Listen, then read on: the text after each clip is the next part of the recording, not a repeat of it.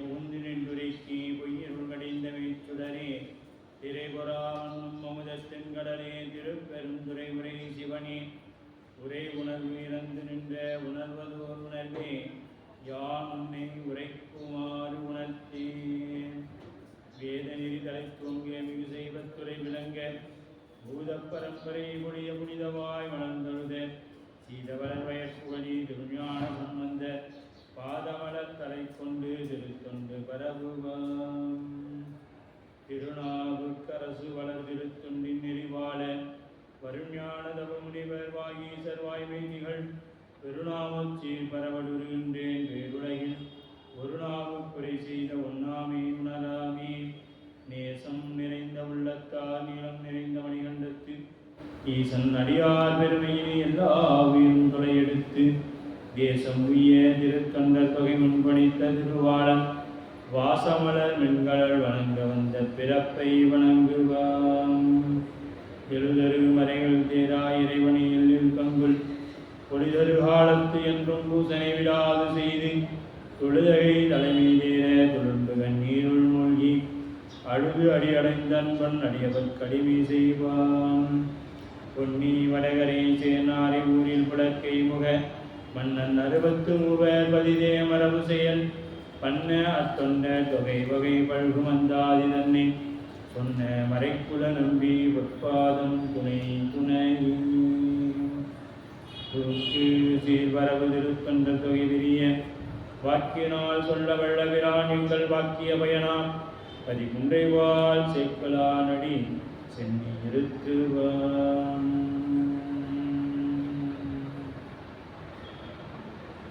அருள்தரும் எல்லாம் அல்ல இறைவனுடைய பேரல் கருணையும் குருவருளும் முன்னின்றல் செய்ய தெய்வ சேக்கலார் பெருமானார் அருளி செய்யப்பட்ட பெரிய புராணம் என்னும் திருக்கண்டர் புராணத்தை தொடர்ந்து சிந்திக்கவும் வழிபாடு செய்வதற்கும் நமக்கு வாய்ப்பு கிடைத்துள்ளது. அருள்தரும் தேவகிரி அம்மையுடனாகிய அருள் நஞ்சுண்டேஸ்வர பெருமான் திருவிழி தாமரைகளை மனம் முறைமைகளாலே வணங்கிக் கொண்டு அருள்குருநாதர் திருவிழிகளையும் முக்கரணங்களாலும் பணிந்து வணங்கி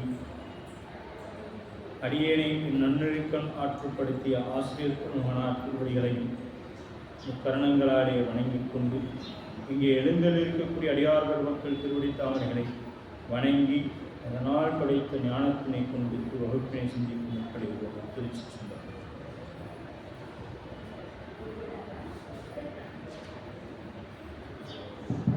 பெருமானுடைய பேரொரு கருணையினால் தெய்வ சேக்கலார் பெருமான் அருளி செய்த திருத்தொண்டர் புராணத்திலே நாம் ஆனாயரை பற்றி சிந்தித்து வருகின்றோம். ஆனாயர் புராணமானது 41 திருப்பாடல்களை கொண்ட ஒரு புராணமாக நமக்கு அமைக்கப்பட்டிருக்கிறது. இந்த புராணமானது தொகை வகை விரிநூலாக அலைமணிந்த புனல்மங்கை ஆனாயர்க்கும் அடியேன் என்று தொகை நூலாகவும் அதனை தொடர்ந்து அதை சற்று விரிவாக திருத்தொண்ட திரு அந்தாதியிலே நம்பியாண்டார் நம்பிகள் சற்று விரித்து தர அதை தெய்வ சேக்கலார் பெருமான் 41 திருப்பாடல்களாக விரித்து நமக்கு கொடுத்திருக்கின்றார்.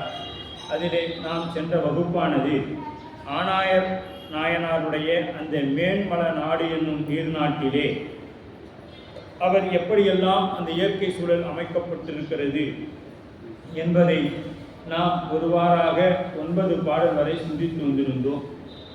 நாம் ஒவ்வொரு புராணத்தை சிந்திக்கும் பொழுது இது போன்ற இயற்கை வளங்களை எல்லாம் இவ்வளவு விரிவாக பேச வேண்டுமா என்று ஒரு சிந்தனை, ஒரு ஐயப்பாடு நமக்குள் எழலாம். திருக்குறிப்பு தொண்டர் புராணத்திலே ஏறக்குறைய 91 பாடல்கள் அந்த நாட்டின் நகர சிறப்பை மட்டுமே பற்றி இயற்கை சூழலை பற்றி பேசக்கூடியதாக இருக்கும். ஏனென்று கேட்டால் தெய்வ சேக்கலார் பெருமான் இந்த புராணத்தை ஒரு வாழ்வியல் நூலாகவும் இலக்கண நூலாகவும் இலக்கிய நூலாகவும் சமய நூலாகவும் இப்படி இந்த நூலை ஞான நூலாகவும் பலவாறாக இந்த நூலை வகுத்து கொடுத்திருக்கின்றார். அப்படி இலக்கண இலக்கியங்கள் இயற்கைகள் எல்லாம் இருந்தால்தான் ஒரு சபையிலே ஒரு நூல் ஏற்றுக்கொள்ளும். அதை கேட்டால் போல இந்த புராணத்திலே இயற்கையை பற்றியும் இந்த இயற்கை அழகை பற்றியும் தெய்வ சேக்கலார் பெருமான் சற்று ஆழமாக விளக்கமாக நமக்கு விளக்கி வருகின்றார். அந்த அளவிலே திரு மங்கலம் என்னும் ஊரிலே, திருமங்கலம் என்னும் அந்த திருவூரிலே ஆனாயர் குலத்திலே திரு அவதாரம் செய்து வருகின்றார். ஆனாயர் என்பதனால் ஆண் என்றால் பசுக்களை மேய்க்கக்கூடியவர் என்று பொருள். இவருக்கும் சண்டேஸ்வர நாயனாருக்கும் சற்று வேறுபாடு உண்டு. அவருடைய பசுக்களை மட்டுமே மேய்த்து வந்தார். ஆனாயர் அப்படி அல்ல. இவர் அந்த பசு மேய்ப்பவர்களுக்கெல்லாம் ஒரு தலைவனாக இருந்து அந்த கூட்டத்தை வழிநடத்தி பசுக்களை எல்லாம் மேய்க்கின்றார். அவர் மேய்க்கக்கூடிய பசு நமக்கு என்ன தருது? சிவபெருமான் பூசைக்குரிய பஞ்சகவ்யம் என்று சொல்லப்படக்கூடிய பால், தயிர், நெய், கோசலம், கோமயம் என்று சொல்லப்படக்கூடிய 5 பொருட்களை நமக்கு கொடுக்கிறது. இதை எல்லாத்தையும் விட உயர்வான திருநீற்றை நமக்கு கொடுப்பதற்காக இந்த பசுக்குழாங்களை நாம் போற்றி வழிபாடு செய்ய வேண்டியது சைவர்களின் தலையாய கடமையாக போற்றப்படுகிறது. நாம் சைவர்கள் என்று சொல்லிக் கொள்கிறோம். என்ன பண்ணும்? பசுக்களை போற்றி நாம் வணங்க வேண்டும், அதை பாதுகாக்க வேண்டும் என்ற அளவிலே நாம் சென்ற வகுப்பானது நிறைவு செய்யப்பட்டிருக்கிறது. ஆயர் குலத்தை விளங்கிட வந்து உதயம் செய்தார் தூய சுடர் திருநீர் விருப்பு தொழும்பு உள்ளார் வாயினின் மெய்யில் வடுத்து மனத்தின் வினைப்பாழில் பேய் உடன் ஆடும் பிரானடி அல்லாது பேணாதார். இவர் எப்படிப்பட்டவர் சொல்றார் பாருங்க. யாரு? ஆனாயர். அந்த குலத்திலே பிறந்திருந்தாலும் அந்த குலம் விளங்குவதற்காக இப்போ ஒவ்வொருத்தரும் நம்ம நாயன்மார்கள் இப்போ வேளாளர் குலம் விளங்க வேண்டும் என்பதற்காக யார் திருவதாரம் பண்ணாங்க? இளையான்குடி மாறநாயனார் திருவதாரம் செய்தாங்க. வேடர் குலத்தை விளங்க வைக்க வந்த விளக்குடியாக விளங்கியது கண்ணப்ப நாயர். இப்படி ஒவ்வொரு நாயன்மார்களும் அவர்கள் குலம் செய்த தவத்தின் பயனாக இங்கே திருவதாரம் செய்கின்றனர். நமக்கு ஒரு அடுத்தது ஒன்று வரலாம்.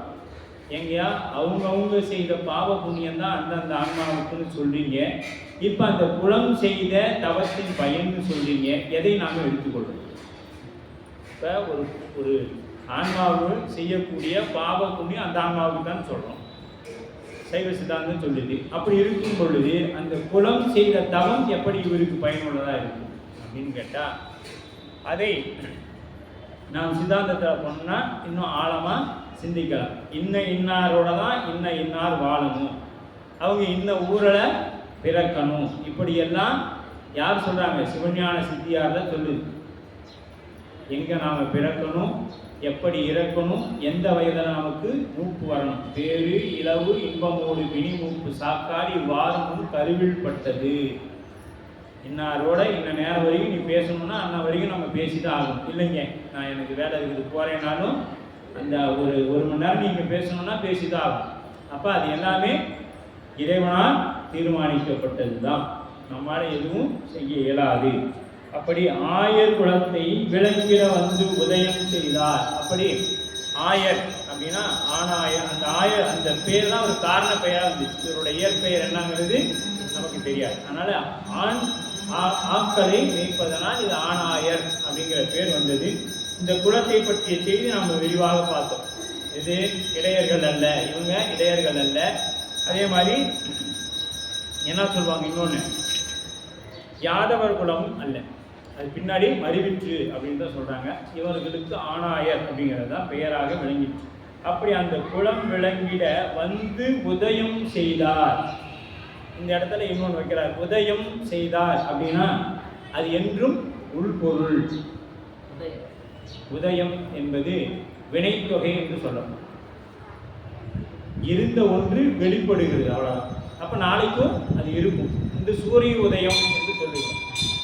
இப்போ சூரிய உதயம் என்று சொல்கிறோம்னா என்ன அர்த்தம்? சூரியன் நேற்றும் இருந்தது, இன்றும் இருக்கிறது, நாளையும் இருக்கும். அப்போ இல்லாத ஒன்று அங்கே தோன்றலை, இருக்கிறது சிறந்து விளங்கி தோன்று. சர்க்காரியவாதம் நம்ம சொன்னாங்க.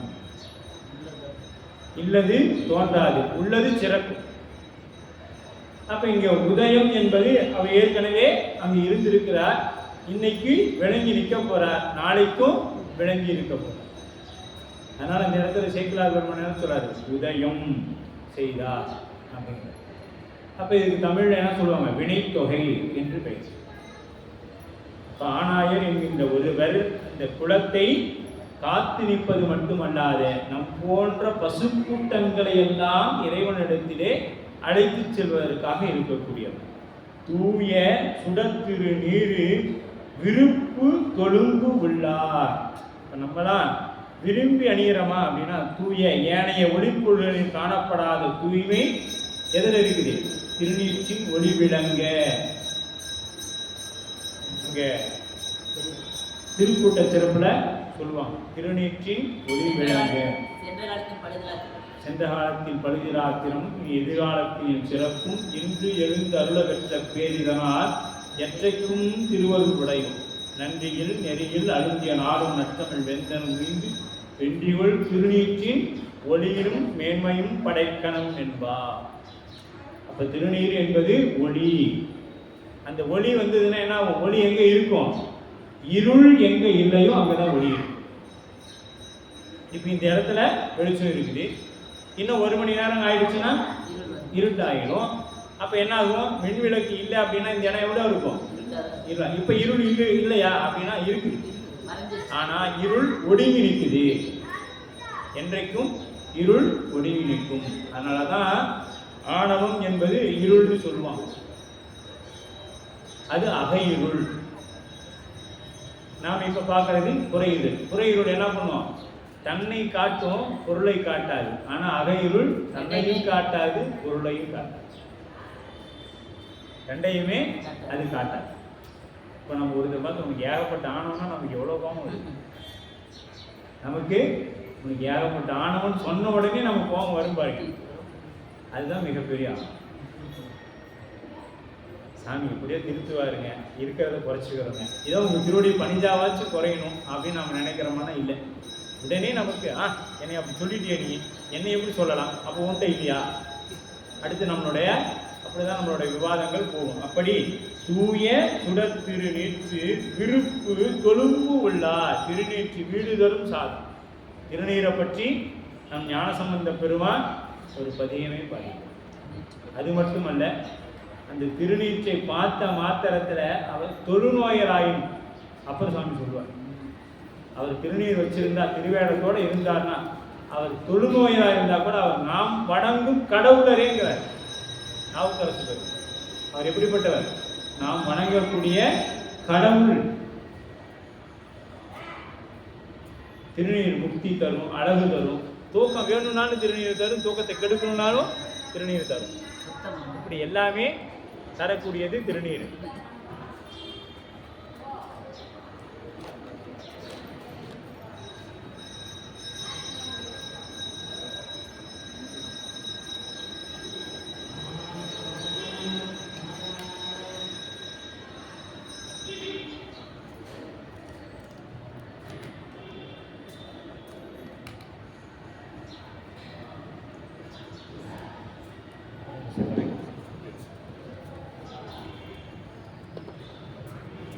இப்படி எல்லாம் தரக்கூடிய திருநீராக நமக்கு அந்த திருநீர் விளங்குகிறது. அதனால தான் பூசை இனியது நீர், புண்ணியமாவது நீர், பேச இனியது நீர், பெருந்தவத்தோர்களுக்கெல்லாம் ஆசை கெடுப்பது நீர். இப்போ ஆசை கெடுத்தாதாங்க நமக்கு என்ன வராது, பிறவி என்கின்ற ஒன்று வாராமல் இருக்கணும்னா நமக்கு என்ன வரக்கூடாது, ஆசை என்கின்ற ஒன்று இருக்கக்கூடாது.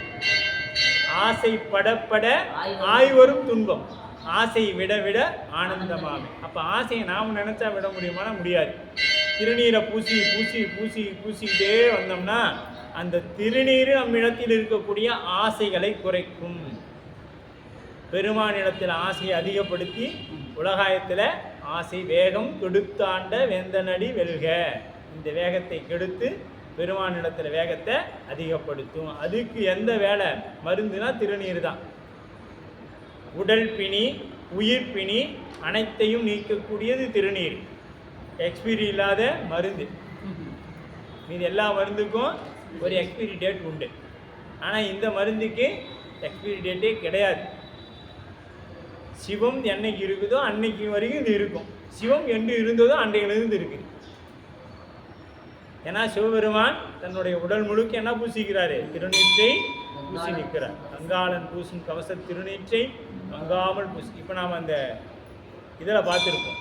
இது மகா கும்பமேளா என்று சொல்லப்படக்கூடிய அந்த அடியார் பெருமக்கள், இந்த முழுநீர் பூசியவர்கள்லாம் அவர்கள் தான். அந்த ஜடாமுடி எல்லாமே ஆட்டினாங்கன்னா அப்படி திருநீராக பறக்கும். பார்க்குறதுக்கு அவ்வளோ நம்ம சுவாமி இப்படி தான் இருப்பாரோ திருக்கைலாயத்தில் அப்படிங்கிற ஒரு நினைவெல்லாம் இருந்தது இல்லைங்களா. அவங்க அந்த எலும்பு மாலை, அந்த திருநீர், அந்த இதெல்லாம் பார்த்தாங்கன்னா அவ்வளோ அற்புதமாக அவங்க இருந்தாங்க. ஆடக்கூடிய அந்த பாம்புலாம் நிஜமான பாம்பையே போட்டுருந்தாங்க. அதெல்லாம் பார்க்குறதுக்கு அப்படிலாம் அழகாக இருந்தது அங்கே கும்பமேளா. அப்படி அந்த நீரு பூசினாரை காணின் காதல் கொள்ளுதல் உள்ள முருகுதல் போற்றும். அந்த திருநீற்றை பார்த்த மாத்திரத்தில் அப்படியே அந்த எது மேலே? சிவபெருமான் மேலே நமக்கு காதல் இருந்தால் திருநீற்றை பார்த்த மாத்திரத்தில் நமக்கு உள்ளம் உருகும். அது எப்படிங்க சாத்தியமாகும் அப்படின்னா, ஒன்றும் இல்லை, ஒரு பையன் ஒரு பொண்ணை லவ் பண்ணுவான், காதலிப்பான். அந்த பொண்ணோட அப்பா அந்த பக்கம் போனால் இவனுக்கு தானாக சிரிப்பு வரும். அந்த பொண்ணோட அப்பா அந்த பக்கம் போனான்னா சிரிப்பு வரும், அம்மா போனால் சிரிப்பு வரும், அவங்க தங்கச்சியை பார்த்தா சிரிப்பு வரும், தம்பியை பார்த்தா சிரிப்பு வரும். ஏன்னு கேட்டால் அந்த பெண்ணின் மீது கொண்ட காதல், அன்பு. அதனால் அவருக்கு அந்த சிரிப்பு வரும். அதுபோல் நமக்கு உள்ள மகிழ்னா என்ன பண்ணும்? நமக்கு திருநீரை பார்த்து ஒரு இன்பம் ஏற்படலைன்னா நாம் இன்னும் சிவபெருமானிடத்தில் முழுமையாக அன்பு செலுத்தலேன்னு அர்த்தம். அன்பு செலுத்த இருந்தோம்னா அந்த திருநீரை பார்த்த மாத்திரத்தில் அது ஆண் பெண், வயது குறைவு, வயது அதிகம், இதெல்லாம் சிந்தனைக்கே வாராது. பார்த்த மாத்திரம் ஆகா பெருமானே திருநீற்று கோலத்தை தரிசிக்கும் ஒரு வாய்ப்பை எனக்கு கொடுத்தாயே அப்படின்னு சொல்லி என்ன பண்ணுவோம்? அந்த கிடைக்கலாம்.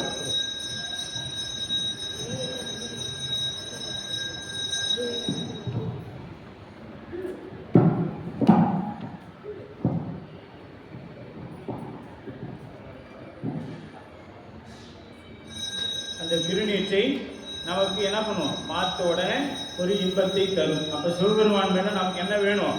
தீராத காதல் வேண்டும். அது இருந்தாதான் காதலாகி கசிந்து கண்ணீர் மருகி ஓதுவார் தம்மை நன்னெறிக்கு வைப்பது. அதான் சம்பந்தர் சொல்லியிருக்கிறார். இப்போ நமக்கு அது மீது இன்னும் ஒரு அன்போ காதலோ ஏற்படலைன்னு தான் அர்த்தம். இதெல்லாம் வந்துச்சுன்னா பார்த்தோம் மெய்தான் அரும்பி விதிர்த்து இதெல்லாம் திருநீரை பார்த்த மாத்திரம் நடந்தால் சிவபெருமான் மேலே உங்களுக்கு தீராத காதல் இருக்குது. இதை யாராலையும் அசிக்க முடியாது. யாரும் உங்களுக்கு அதில் இடையில் வந்து அதை நகர்த்தவே முடியாது. சிவபெருமான் உண்டு, நாம் உண்டு, கட்டை செஞ்சலையானுடன் யானுலோன்னு இருக்கும். ஏகனாகி இறைவனை நிற்கிறன்னா அதுதான். அது வரவுக்கு தான் இவ்வளவு முயற்சிகளும். 63 புராணம், திருவாசகம், தேவாரம், இத்தனையும் எதுக்கு போடுறோம்? இந்த ஏற்படுவதற்காக உண்டான பயிற்சிகள் இதெல்லாம். அதற்காகத்தான் நாம் இப்படி ஓடிக்கொண்டிருக்கோம். வாயினில் வினைப்பாலின் அப்படிங்கிறார். உடலில் செய்தல், வாக்கு, மனம், காயம் ஆன 3 முப்பொருள்களாலும் செய்து. இப்போ நாம் சொல்லுங்க, வாய், மெய், முக்கரணங்களாலும் நாம் வணங்கிக் கொள்கிறோம். மனம், வாக்கு, காயத்தினால். மனமும் இறைவனை நோக்கி இருக்கணும். அடுத்தது உடம்பும் இறைவனுக்காக பணி செய்யணும். அப்புறம் மனம், வாக்கு, காயம், இந்த சொல்லும் இறைவனை பற்றி பேசியதாக இருக்க வேண்டும். அப்போ இந்த முக்கரணங்கள் என்பது இறைவனை பற்றி சிந்திக்க வேண்டும். மனம், வாக்கு, காயத்தால் இறைவனை வழிபாடு செய்யணும். இப்படிதெல்லாம் செய்து கொண்டு வரார் ஆனாயர். அந்த குலம் மெய்யின் வலுத்தும் மனத்தில், மெய்னா உண்மையில். அப்போ உண்மை, நாம பொய்யில் இருக்கிறோம். மெய்யின் வலுத்து மனத்தின் வினைப்பாலின் கூர்தர சிந்தித்து மனத்தினால் உண்மை கூற நினைப்பவர் மனத்துள் இறைவர் வெளிப்பட்டு நிற்பார். இறைவன் எங்கே வெளிப்பட்டு நிற்பான்? உண்மை கூறுவரிடத்தில் வெளிப்பட்டு நிற்கிறான். அது மட்டும் இல்லாத இறைவன் வரக்கூடிய அந்த நந்தி விடை எது? தர்ம விடை. தர்மத்தின் மீது தான் இறைவன் நமக்கு வந்து அருள் செய்யக்கூடியவன். நெக்கு நெக்கு நினைவார் நெஞ்சுள்ளே புக்கு நிற்கும் பொன்னார் சடை புண்ணியன். எப்படி நம்ம அப்படியே அந்த நெக்கு நெக்குன்னு உள்ளம் உருகணும். அங்கதான் எங்க நிற்பாரு? நெஞ்சுள்ளே புக்கு நிற்கும் பொன்னார் சடையன். தேவா கரவாடும் வன்னெஞ்ச கரியானே கரவாழ்வார் விடவாடும் பெருமானே வித்தகனே. கரவாடும் வன்னெஞ்சக்கு அறியான் சுவாமி எனக்கெல்லாம் கரவாடும். அங்க மனசு என்ன இல்லை, சுத்தம் இல்லாத இடத்துல இறைவன் எழுந்தருள் செய்வான். அது உள்ள தூய்மை வரணுங்கிறது தான் என்ன பண்றோம், நாம வெளியை தூய்மையாக வைத்திருக்கிறோம். இந்த ஆலயத்தை தூய்மையாக வைத்திருக்கிறோம், உழவாரம் செய்கிறோம், ஆலயத்தை தூய்மையாக வைத்திருக்கிறோம். ஆலயம் தூய்மையாயிருச்சு, வெளியில தூய்மையாயிருச்சு. ஆனா அதே போல என்ன பண்ணணும், இந்த உடம்பு என்கின்ற கோயிலையும் நாம் சுத்தமாக வைத்திருந்தால்தான் இறைவன் அங்கே குடிகொண்டு இருப்பான். ஒரு பாடடைஞ்ச ஒற்றடை இருக்கிற ஒரு இடத்துல எல்லாம் இறைவன் எங்கும் நிறைந்து இருக்கக்கூடியவன். அறிவாட்டாயர் கேட்டார், எங்கே இருக்கும் பரம்பொருளே, நீங்கள் இங்கே மாவோடு சாப்பிட மாட்டீங்களா? அரியனேனின் அறிவிலாமை இங்கு படிமிசை அமுது செய் பரணியை போற்றி. அப்ப என்ன சொல்றாரு, நானும் மற்றவங்களை போல கேட்டுட்டு இருந்தேன் அப்படின்னு சொல்ல பின்னாடி வருத்தப்பட்ட. அது போல இறைவன் எங்கும் நிறைந்திருந்தாலும் அவன் சிறந்து விளங்கக்கூடிய இடம் ஆலயம். அதுபோல எங்கும் இருக்கக்கூடிய இறைவன் எங்க இருக்கிறான், நம் உள்ளத்திலும் இருக்கிறான். மனத்தகத்தான் தலைமேலான் வாக்கினுள்ளான் வாயார தன் அடியே பாடும் கொண்டது இனத்தகத்தான் இமையவர்களும் சிரத்தின் மேலாம் ஏழென்ற தப்பாலான் இப்பால் செம்பொன் குணத்தகத்தான் நடுங்கொண்டை கோதினுள்ளான் பொறுப்படையான் நெருப்படையான் கணத்தகத்தான் கைலாயத்து உச்சி உள்ளான் காலத்தியான் அவன் என் கண்ணுளானே. காலத்தியான் எங்க இருக்கிறான், கண்ணுல வச்சுப்பான். சொல்லுவாங்க தெரியுமா, இன்று முதல் என் கண்ணையே உன்ட்ட ஒப்படைக்கும், கண் கலங்காம பார்த்துக்கோ. என்ன சொல்லுவாங்க கிராமத்தில், வெங்காயம் அறுத்தா கூட என் பொண்ணு கண்ணுல இருந்து தண்ணீர் வரக்கூடாது, அப்படித்தானே சொல்லி கொடுக்குறோம். ஆனா இன்னைக்கு அந்த பொண்ணு என்ன பண்ணுது, மாப்பிள்ளை கண்ணுல தண்ணி வர வச்சிருக்கு. அப்படித்தான் இன்றைய காலம் இருக்கிறது. வஞ்சனையே அஞ்செழுத்தும் வழுத்துவார்க்கு சேயனே. அந்த வஞ்சனை இல்லாத ஐந்தெழுத்தை சொல்லக்கூடியவருக்கு சேயனா வேலைக்காரனாக இறைவன் இருக்கக்கூடியவன். மெய்மையால் பருள் மெய்மை மேவினார் வினைப்பால் செயலின் பொதுமை என்று மெய் உடம்பு காயம் என்ற கொண்டு வாய்மை மனம் என்ற மூன்றினுள் இந்த மூன்றினாலும் இறைவனை வழிபாடு செய்யும். மானுட பிறவி தானும் வகுத்தது அரண்மனைக்காக அன்றோ. நாம அரண்மனையை விட்டுட்டு அரண் அல்லாத பணிகளை எல்லாம் மேற்கொள்றோம். அரண்மனையை விட்டுட்டு என்ன பண்றோம், அறப்பணி அல்லாதவற்றை எல்லாம் செய்யறோம். ஆனா வானிடத்தவர் வானில் இருக்கிற கூடியவங்க என்ன நினைக்கிறாங்க, சாமி எப்படியாவது நான் போய் இந்த பூலோகத்தில், அது தென் திசையில பிறக்கணும். எங்க பிறக்கணும், தென் திசையில. உலகத்திலேயே நம்ம தமிழகம் போல சிவன் கோயில் சிவலிங்கம் இருப்பது வேற எங்கேயுமே இருக்கும். ஆனா விளங்கி தோன்றுவது இன்னைக்கு உலகம் முழுக்க இருக்குது, அது எந்த ஐயப்பாடும் இல்லை. ஏன்னா ஒரு காலத்துல சைவம் உலகெங்கும் விளங்கி தோன்றியது. தொல்காப்பியம் காலத்திற்கு முன்பாகவே சைவம் இருந்தது. அது நாளைக்கு நாம விரிவா சைவ சித்தாந்த வகுப்பில் சிந்திக்க இருக்கோம். எப்ப வந்தது, சைவம் அறிவிய காலத்துல எப்படி இந்த சிறுதெய்வ வழிபாடுகள் எல்லாம் வந்தது அப்படிங்கிறது. அப்படி இப்ப மனம் மானிட பிறகு தானும் வகுத்தது எதுக்கு, ஆணிடத்தாலும் அரண்மனைக்காக அன்றோ. அவங்களாம் தேவர்கள்லாம் ஏங்கி நிற்கிறாங்க பெருமான்கிட்ட. ஆனா நாம் இங்க என்ன பண்றோம், தேவர்களை போல வாழ வேண்டும் என்று நினைத்து நம்முடைய இறுதி காலம் வரை பொருளாதாரத்துக்காகவே ஓடிக்கிட்டே இருக்கிறோம். அந்த பொருளாதாரம் சேர்த்து முடிக்கிற பொழுது நமக்கு ஆய்வு முடிக்கப்பட்டு இறைவன் நம்மை கூட்டிக்கிறோம். இப்போ அவ்வளோ காலம் சம்பாதிச்சு எதையும் ஒரு ரூபாய் கூட நாம் என்ன பண்றோம், அனுபவிக்காம அந்த பணத்திற்காகவே நம் வாழ்க்கை ஓடிக்கொண்டிருக்கிறது. அப்படிதான் இன்றைய நம்முடைய வாழ்க்கை அமைக்கப்பட்டிருக்கிறது. பேயுடன் ஆடும் பிரான் சுவாமி எப்படிங்க, அதுக்காக நாம் நினைச்சுக்கூடாது இங்க இருக்கிற பேயோட. அதே மாதிரி நள்ளிரவுனா இங்க இருக்கிற சுடுகாட்டெல்லாம் இல்லைங்க. ஒரு ஊழி காலத்தில் இருக்கக்கூடிய யாரு, பிரம்மா திருமாலை எல்லாம் ஒடுக்கி இருக்கக்கூடிய அந்த ஊழி காலத்தில் இருக்கக்கூடிய சுடுகாட்டில் நள்ளிரவில் நட்டம் ஆடக்கூடியவன். அதுனா பேய்னா இங்க இருக்கிற பேய் இல்லை. பேய்ங்கிறது ஒரு வகையான கணம். இது யாரு, நம்ம காரைக்கால் அம்மையார் சொல்லுவாங்க, பேய் பாடுறேன் அப்படின்னு சொல்லி நான் அந்த பேய் கணக்கால் பாடுறேன் அப்படின்னு சொல்லுவாங்க. அம்மா விரும்பி கேட்டது.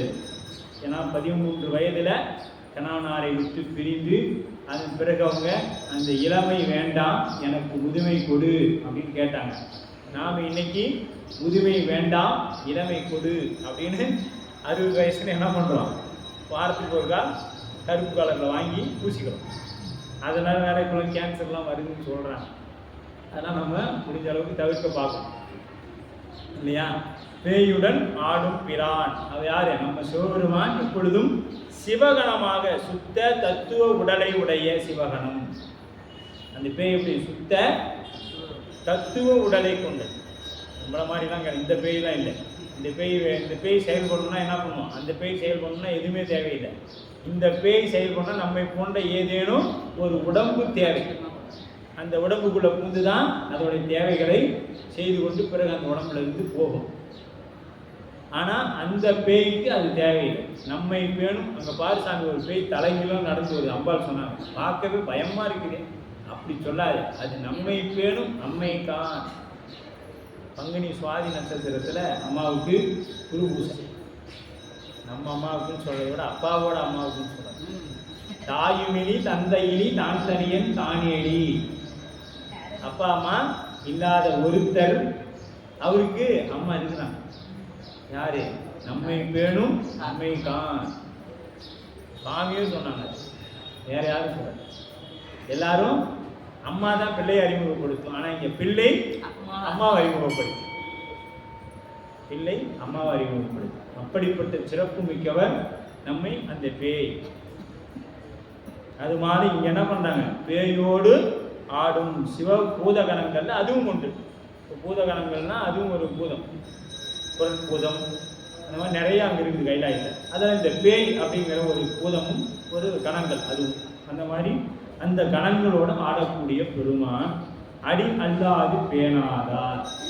அப்போ அந்த உறுதிப்பாடு சிவபெருமான் திருவடியை அல்லாது மற்றொன்று போகாது. ஆனால் நாம் என்ன பண்ணுறோம்? சைவத்துக்குன்னு வந்துட்டோம், உருத்தராகம் போட்டுவிட்டோம், சமய விசேட தீக்கையெல்லாம் பெற்றுட்டோம். ஆனால் மீண்டும் என்ன பண்ணுறோம்? ஓடி போய் அங்கே ஏதாவது சின்னதாக இருக்குதா அது ஓடி இருக்கும். பெருமான்கிட்டே எல்லாமே இருப்பாங்க. இப்போ சிவபூசை பண்ணுறோம் அப்படின்னா அங்கே எல்லா தேவர்களும் வருவாங்க. நமக்கு இடது பக்கம் திருநீர் அப்படி எடுத்து குருநாதசன மந்திரத்துக்கு ஒரு சொல்லிட்டு அப்படி ஒரு சொட்டு தெளிப்போம் இல்லைங்களா? தெளிக்கும் பொழுது அங்கே தேவர்கள்லாம் அந்த திருநீருக்காக நின்றுட்டு இருப்பாங்க. தேவர்கள் எல்லாம் நமக்கு இடது பக்கம் தோல்விட்டே நின்றுட்டு இருப்பாங்க. அந்த திருநீர் பட்ட மாத்திரத்தில் அவங்க அப்பா இது போதும் அப்படின்னு நினைக்கிறாரோ அவங்களோட வழிபாடு. அதனால தான் அந்த திருநீரை கொஞ்சம் எடுத்து அவங்க தூளமாகவும் குழைச்ச பிறகு அவங்களுக்கு கொஞ்சம் தெளிக்கிறது காரணம். அந்த திருநீர் அவங்க மேலே பட்டவுடன் அவங்க அவ்வளவு ஆனந்தப்படுவாங்க, நம்மளே ஆசீர்வாதம் பண்ணுவாங்க. அதையெல்லாம் எடுத்துக்கொண்டு நாம் என்ன பண்ணணும்? பெருமான் வழிபாட்டுக்கு போகணும். இதெல்லாம் நாம் என்ன பண்ணோம்? பெருமான்கிட்ட வந்த பின்னாடி இதுக்கெல்லாம் என்ன பண்ணுவோம்? அச்சப்பதிகத்தை தான் சிவப்பதிகம், அச்சப்பதிகம் அதைத்தான் போய் படிக்கணும் திருவாசகம். ஏன்னா அவர் என்ன பண்ணுறாரு? மாணிக்கவாசகர் திருநீரெல்லாம் பூச்சி சிவபூசெல்லாம் பண்ணிட்டு அதுக்கு கீழே ஒரு தெய்வம் இருக்குதுன்னு போனியா, உன்னை கண்டா எனக்கு பயம், நான் உன்னை கண்டா எனக்கு குற்றிவாள் வரவும் மஞ்சேன், பொய்யதும் மெய்யும் மஞ்சேன், கற்றைவார் சடையம் மன்னல் கண்ணுதல் பாதம் பண்ணி மற்றொரு தெய்வம் உண்டெம்மாக்கு அச்சிலாதவரை கண்டால் அம்மா அஞ்சுமாறே. அவங்கள பார்த்தாவே எனக்கு பயம்பா. குற்றிவாள் அறவும் மஞ்சேன், இந்த பாம்பை கண்டா கூட எனக்கு பயம் இல்லை. கற்றைவார் சடையும் மன்னன், இதெல்லாம் யார்? குற்றிவாள் அறவஞ்சேன், பொய்யரோடு மெய்யும் வந்தேன். இந்த பொய் பேசிக்கிட்டே இருப்பாங்க, அவங்கள கண்டு எனக்கு பயம் கிடையாது. அவங்க அப்படிதான். மெய்யும் மஞ்சேன், கற்றைவார் சடையம் மன்னல் கண்ணுதல் பாதம் மன்னி. அவருடைய சிவபெருமான்கிட்ட வந்த பின்னாடி போகிறாங்க பற்றியா, பின்னாடி அவங்கள பார்த்தா தான் எனக்கு பயம். ஏன்னா அவங்க ஒரு பிடிமானம் இல்லாமல் இருக்கிறாங்க. இதுவும் கும்பிட்டுக்குவேன், அதுவும் கும்பிட்டுக்குவேன். இது எப்படி? இப்போ நாம் ஒரு கணவனுக்கு நாம் ஆன்மாக்கள் எல்லாமே அடிமை, இறைவனுடைய அடிமை. இது என்ன பண்ணணும்? ஒருவனுக்கு திருமணம் செய்து கொடுத்துட்டோம்னா இப்போ தாங்க அந்த பழக்கம்லாம் இல்லை. நம்ம நாவுக்கரசர் காலத்தில் 7ஆம் நூற்றாண்டு வரைக்கும் அதெல்லாம் இருந்துச்சு. திலகவதியார் அதை செய்ய முற்படுறாங்க. திருவருள் தான் அதை தடுத்து நிறுத்துது. கணவன் இறந்த மாத்திரத்தில் உடன்கட்டை ஏறுதல். அப்படியே போய் உயிரோடு அந்த கிணத்துல விழுந்துருவாங்க. அந்த எரியிற அந்த தகன மேடையிலேயே போய் இவங்க என்ன பண்ணிடுவாங்க? அதோடு சேர்ந்து விழுந்துருவாங்க. இதெல்லாம் பெண் அடிமைத்தனம் என்பதை மறுத்து அதன் பிறகு அதை தடுத்து நிறுத்தினாங்க. அந்த மாதிரியெல்லாம் இருந்தது. அப்போ அந்த பெண் எவ்வளவு கற்பு மிக்கவளாக இருந்திருந்தால் தன் தகப்பனார் காண்பித்த அந்த கணவனுக்காக உயிரை துறக்கிறார். அப்போ நாம் குருநாதர் காட்டிய சிவத்திற்காக நம்மை அர்ப்பணித்துக் கொள்ள மறுக்கிறோம். சிவபெருமான்கிட்ட வந்துட்டு அப்புறம் எங்கேயாவது ஒரு ஜோசிகார் சொன்னார்னு நவகிரகத்தை போய் இப்படி 7 இப்படி 2ன்னு சுற்றி அவங்களுக்கும் கணக்கு தெரியறதில்லை, நமக்கும் கணக்கு தெரியறதில்லை. அப்புறம் அவங்கள போய் இன்னன்னைக்கு இதை பண்ணிட்டு அந்த அன்னைக்கு அதை பண்ணிட்டு அவங்களுக்கும் எப்போ என்னை விட்டுட்டு விடாத ஒரு பெரிய ஆளுங்கிறார், போங்கப்பா என்னை விட்டுருங்கப்பா அப்படின்னு சொல்லி அவங்களா நம்மகிட்ட கதற அளவுக்கு அவங்கள விடுறது. அந்த மாதிரி தான் இன்னைக்கு நம்மளுடைய நிலைமை இருக்கிறது. வாயினின் பேயுடன் ஆடும் பிரானடி அல்லாது பேன. அப்ப சிவபெருமான் திருவடி அல்லாது மற்றொன்றை நினையாமல் இருந்திருக்கின்றார் ஆனாய நாயனார். இந்த அளவில் இந்த பாடல் சொல்லப்படுது. அப்ப அந்நிறை கூட அகன்புறவில் கொடு சென்று ஏறி காணுரை தீய விளங்குரு நோய்கள் கடிந்து எங்கும் தூணரு மென்புள் அருந்தி விரும்பிய தூநீரு உண்டு ஊனவில் ஆயம் உழப்பிலா பல்க அடித்து உளார். அந்நிறை கூட ஆநிறை கூட அப்படிங்கிற. அப்போ அந்த பசுக்கள் எல்லாம் என்ன இருக்கு, நிறைய கூட்டமாக வருது. ஏன்னா இவர் என்ன பண்றாரு, எல்லா அந்த ஊரில் இருக்கக்கூடிய பசுக்களை எல்லாம் இவர் மேய்த்து தரக்கூடியவர். அதற்கு அந்த கூட்டத்துக்கு இவர் தலைவராக இருக்கிறார். இப்போ இவர் மட்டும் ஒண்டியா போகல, இவருக்கு கீழே ஒரு 10-15 பேரை வைத்து இந்த பணியை செய்து வருகின்றார். சென்று ஏறி கடிந்து ஆயம் அருந்தி உண்டு பல்க அப்படிங்கிற அடித்து என கூட்டுக. கூட கொடு சென்று ஏறி. அப்போ ஆணிரைகளை சேர்த்து தம்முடனே கூட கொண்டு செல்லுதல். இப்போ ஆணிரைகள்லாம் என்ன பண்ணுறாரு, தன் உடனாக எங்கே மேய்க்க கொண்டு போகிறாரு, முல்லை நிலத்துக்கு. முல்லை நிலத்து அதாவது மருத நிலத்து மருங்கு முல்லை நிலத்து. அங்கே ஓரமாக மருங்குனா முடிவெடுக்கக்கூடிய இடம், முல்லை நிலம் தொடங்கக்கூடிய இடம். அங்கே மான் அப்படியே ஓடிக்கொண்டு இருக்கும். அது கூட எழுது முன்பு என்ன பண்ணாரு, கடிந்து அடித்து உளார் என்பது தீமை நீக்கி. கடிந்துனா தீமை நீக்கி தீய விலங்குரு நோய்கள் கடிந்து எங்கும். அப்போ விலங்குகளுக்கு இப்போ அதை தனித்தனியாக அதை பிரித்து மேய்க்க விடுறார். எப்படின்னா சிவப்பேராகிக்கு உட்குறிப்பாக பெறப்படுகிறது பாச நீக்கம். தீமை நீக்கி காத்தலும். இப்போ தீய விலங்குரு நோய்கள் கடிந்தெங்கும் கான் உரை அருந்தி விரும்பி நீருண்டு தூய நீர். இப்போ தூய நீர் அப்படிங்கிற. அப்போ கடிந்து அடித்து உள்ளார் அப்படின்னு என்பது தீமை நீக்கி காத்தலும் நன்மை பெருகும்படி காத்தலும். பசுபதியாகி சிவபெருமான் பசுக்கூட்டங்களாகிய உயிர்களை காக்கும் பாச நீக்கம். இது பாச நீக்கம் சிவப்பேராகி இங்கு உட்குறிப்பாக பெறப்படுகிறது. சிவப்பேர் கிடைக்கும் என்பது இங்கு உட்குறிப்பாக பெறப்படுகிறது. தீய விலங்குரு நோய்கள் கடிந்து அப்படிங்கிறது. அப்போ அது போல இங்கே நாமும் அந்த மாதிரி தீயது தான். ஆகன் புறவு அகன்ற காடு மருத நிலத்தினை அடுத்து முல்லை பகுதி புறவு அப்படிங்கிறது. புறவு தீய விலங்கு சிங்கம் புலி சிறுத்தை நரி இவைகள் எல்லாம் வந்து போகக்கூடிய இடம் எது, முல்லை நிலம். உரு நோய்கள் கனலில் பசுக்களை தாங்கி நோய்கள், அங்கே பசுக்களை தாக்கக்கூடிய நோய்கள் வந்துடும். எப்படி, இந்த காட்டு விலங்குகளிடத்திலிருந்து வரும். நமக்கு கொரோனா எப்படி வந்துச்சுன்னு சொன்னாங்க, எப்படி சொன்னாங்க, வௌவாலிடத்திலிருந்து நமக்கு வந்தது அப்படின்னு அந்த ஒரு பெருந்தொற்றை சொன்னாங்க. அப்போ கொடுங்காற்று தீ நீர் முதலிய காரணங்களால் வருவது. இப்போ அதிகமான வெப்பம் இருந்தால் பசுக்கு என்ன ஆகும், பசு வளர்த்துறவங்களுக்கு தெரியும். அதிகமான வெப்பம் இருந்தாலும் அதுக்கு சிரமம், அதிகமான குளிர்ச்சி இருந்தாலும் சிரமம். இப்போ இந்த வெயில் காலம் வந்து இப்போ மழை பெஞ்சிச்சு, அதுக்கு கோமாரி அப்படிங்கிற ஒரு நோய் வரும். அது என்ன நோய், அப்படியே நொசன்னு வாய் காடு எல்லாம் ஒரு புண்ணு வந்துடும். அதனால் எதையும் சாப்பிட முடியாது, அப்படியே படுத்தே கிடக்கும், அப்படி இருக்கும். அப்போ வெய்ய காலத்தில் என்ன பண்ணுவோம், அது ஒரு வகையான ஒரு நோய் வரும். அதுக்கும் சூடு அதிகமாகிட்ட பிறகு அப்போ என்ன பண்ணுவாங்க, மாட்டு மேலே தண்ணி சாக்க போட்டு தண்ணி ஊற்றி அந்த மாட்டை பாதுகாப்பாங்க. இப்போ ரொம்ப குளிர்காலமாக இருந்தாலும் அது உள்ளார பிடிச்சி ஒரு பாதுகாப்பான இடத்துல பனி இல்லாத மாதிரி கட்டுவாங்க. இப்படி அந்த பசுக்களை எல்லாம் அதை வச்சு சிரமமாக அதை வச்சு பாதுகாக்கிறவங்களுக்கு தான் அதோட வேலைகள் எல்லாம் தெரியும். அவ்வளவு சிரமமான ஒரு பணியாக அந்த பணி இருக்கும். ஏன்னா அதை பாதுகாத்தல் அவ்வளவு முக்கியமானது. அப்படி என்ன பண்ணுறாரு, இன்னைக்கு அந்த பசு மேய்ப்பதற்காக அப்போ ஒரு இடம் தயார் பண்ணிடும். அந்த ஊரில் சேர்ந்து அதுக்காக சில இடங்கள் ஒதுக்கப்பட்டிருக்கும். அந்த இடத்துல போய் தான் அந்த பசுக்களை மேய்க்கணும். மீதி இங்கே வயல்வெளி, இங்கே முன்னாடி என்ன இருக்குது, மருது நிலம், அங்கே வயல்கள் எல்லாம் இருக்குது. அங்கே உணவுக்கு தேவையான அந்த நெல்லங்கதிர் இதெல்லாம் சாப்பிட்டா என்ன ஆகும், அது உணவுக்கு இல்லாமல் போயிடும். அதை தாண்டி போயிட்டோம்னா ரொம்ப காடு, அங்கே போனால் விலங்குகள் வேட்டையாயிடும். அப்போ இது ரெண்டுக்கும் இடைப்பட்ட தூரத்தில் இதை வைத்து பாதுகாத்து மேய்த்து கொண்டு வரணும். விலங்குகள் இடத்துலையும் தீங்கு ஏற்படக்கூடாது. இந்த மாடும் என்ன பண்ணக்கூடாது, பசுவும் இங்கே இருக்கக்கூடிய நிலங்களுக்கு தீங்கு ஏற்படுத்திடக்கூடாது. இதையெல்லாம் பாதுகாத்து செய்யக்கூடிய பணியை இவர் செய்து வருகிறார். அப்படி ஆணிரை கூடம் அகன்று புறவில் கொடுச்சென்று ஏறி காணுரை தீய விலங்குறு நோய்கள் கடிந்து என்றும். அப்போ அந்த தீயது செய்யக்கூடிய விலங்கிடத்திலிருந்து கடிந்து அதை பாதுகாத்து உரு நோய்கள் அதெல்லாம் அந்த நோயெல்லாம் இல்லாத மாதிரி இடமா போய் அந்த புற்களை எப்படி மென் புல் அருந்தி அப்படிங்கிறார். தூய நறு மென் புல் அருந்தி விரும்பிய தூய நீர் உண்டு. இங்கே புல் உண்டு, நீர் அருந்தணும் இல்லையா?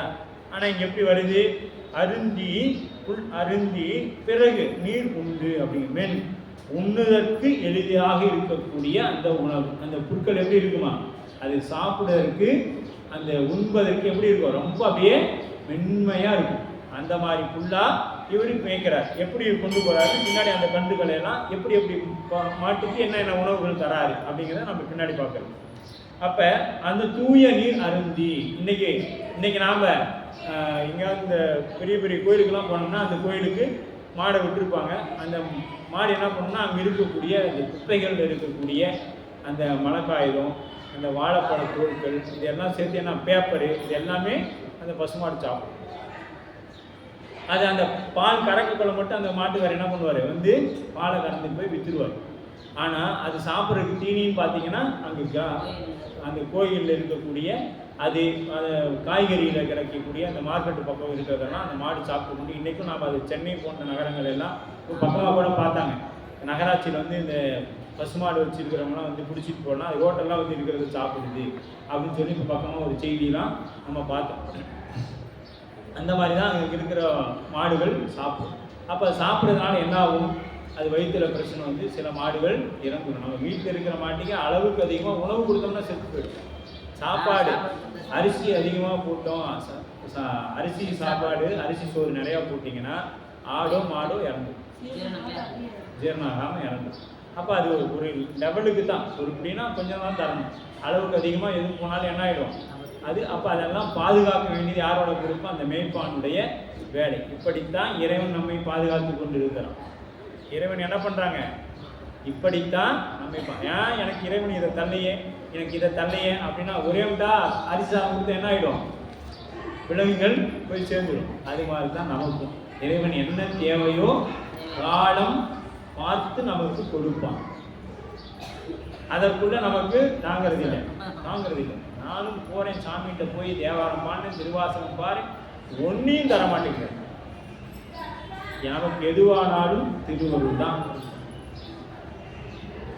ஏன்னா இது முந்தானாலே நம்ம ஒரு போனிச்சு ஒரு விவாதம் ஒரு பேசும் பொழுது ஐயா இந்த மாதிரி திருவடி அடைஞ்சிட்டாருன்னு சொன்னோன்னே அடியான் என்ன பண்ண, அது திருவருளால் திருவடி அடைஞ்சிட்டாருன்னு சொல்லிட்டு அவர் எப்படி இது திருவருளான்னு நீங்கள் சொல்கிறீங்க அப்படின்னு பிடிச்சிட்டாரு நம்ம.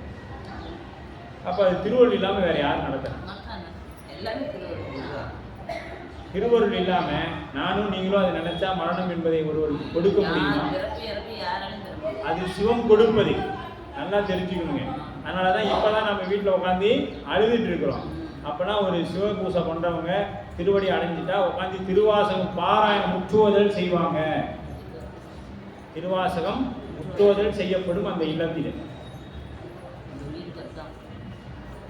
சிவபூசை செய்கிறவங்க. அதனால தான் சிவ பக்தர்களுக்கும் அடியார்களுக்கும் வேறுபாடு உண்டு. அடியார்கள் எல்லாரும் எக்கோலம் கொண்டாலும் எந்நிலையில் நின்றாலும் சங்கரத்தால் மறவாமை பொருளாக வாழக்கூடியவர்கள் அடியார்கள். அப்ப அது திருவருளால தான் நடக்கும். அதுக்கு திரோதான சக்தின்னு பேர். அந்த உயிருக்கு ஓய்வு, தூக்கம். அவ்வளோதான். வெறும் இங்கே ஒன்றும் பெருசாக நடக்கிற அந்த உயிருக்கு தூக்கம். அவங்க இன்னைக்கு தூங்குறாங்க, நாம் நாளைக்கு தூங்க போகிறோம், வேற ஒன்றும் இல்லை. அதுதான் பட்டினத்தார் சொல்லுவார், நாளைய பிணங்கள் இன்று அழுது கொண்டு இருக்கிறது. நாளைக்கு சாக போகிற பிணம் இன்னைக்கு செத்து போன பிணத்தை பார்த்து அழுதான், இப்படி போயிட்டியே அப்படின்னு, நாளைக்கு நீ போக போயே அப்படின்னு. அப்போ பட்டினத்தார் தான் அழகாக சொல்லியிருப்பாங்க. அதுபோல் எல்லாமே நமக்கு நடக்கக்கூடிய ஒவ்வொரு செயல், நாம் வகுப்புக்கு வர்றது, கோயிலுக்கு வர்றது, இங்கேருந்து வீட்டுக்கு போகிறது, தூங்கிறது, விழிக்கிறது, எல்லாம் திருவருள் தான். இது தத்துவத்தின் அடிப்படையில் ஆன்மாக்கள் உணர்ந்து கொள்ளணும். உணர்ந்து கொள்ளாத வரையில் நமக்கு அவன் செய்துட்டான், இவன் செய்துட்டான், இவங்க செஞ்சுட்டாங்க, பக்கத்து வீட்டுக்காரன் செஞ்சுட்டான், எதிர்த்த வீட்டுக்காரன் செஞ்சுட்டான் சொல்லலாமே ஒழிய நமக்கு நடக்கக்கூடிய அத்தனையும் திருவருள் திருவருள் திருவருள் அப்படிங்கிற நிலை நம்மளுடைய மனசில் கொண்டுட்டு வரணும். அப்படி தூய உண்ணத்தக்க நல்ல நீர். இப்போ தூய நீர் அப்படின்னா அது எப்படி இருக்கும்? அப்படியே பார்த்தா மானசரோவர் இருக்கிற மாதிரி இருக்கும். அந்த காலத்திலாம் தண்ணி அப்படியே கண்ணாடி போன்று முகம் பார்த்தா தெரியணும், அப்படி இருக்கும். இன்னைக்கு சோழ நாட்டில் காவிரியில் தண்ணி, இங்கே மேட்டூர் அணையில் தண்ணி வந்தால் தான் அங்கே தண்ணி. அப்போ முப்போகம் விளையும். சோழ நாடு எப்படி இருக்குங்க? முப்போகம் விளையக்கூடிய நாடாக இருந்தது. இன்று அப்படி அல்ல. ஒரு இங்கே தண்ணி 30 அடி 40 அடி வந்துருச்சுன்னா நீங்கள் அங்கே காவிரி டெல்டா பகுதி போனீங்கன்னா எல்லாம் வறண்டு போய் இருக்கும். அப்போ தான் அந்த நிலங்கள்லாம் வெடிச்சு போய் இருக்கும். போனீங்கன்னா பார்க்கலாம், பாலம் பாலமாக வெடித்து போய் இருக்கும். அப்படி தான் இருந்தது.